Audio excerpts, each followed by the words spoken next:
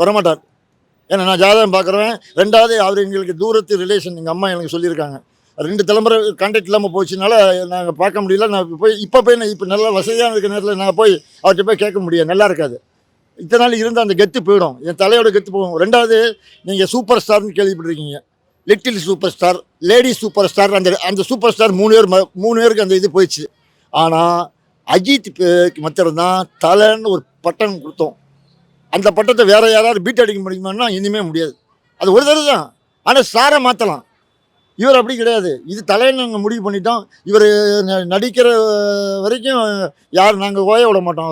அவர்கிட்ட போருன்னு சொல்கிற வரைக்கும் நடிக்க விடுவோம். அவர் 2வது இதை விட நான் இப்போ சொல்லியிருக்கேன் உங்கள் சேனலில். ஏன்னா ஒவ்வொரு சேனல்லையும் ஒரு சேலஞ்சு நான் கொடுக்கணும். இதை விட வேர்ல்டில் ஒரு அவார்டு இவர் வாங்கி இவர் கௌரவிக்கிறார் அப்படிங்கிற நான் யானிப்பூர்வமாக சொல்கிறேன். இல்லை என் தொழிலே விட்டுறேன். இப்போ ஏற்கனவே கார் ரேஸில் போய் வாங்கினேன். எனக்கு அது பத்தாது, நமக்கு அது பத்தாது. இதை விட வேறு இது 3ஆம் இடம் தான். தலைவர் இடத்துக்கு வரணும் அவர். அதுக்கு நான் எல்லா கடவுளையும் நான் வேண்டி பிரார்த்திக்கிறேன்.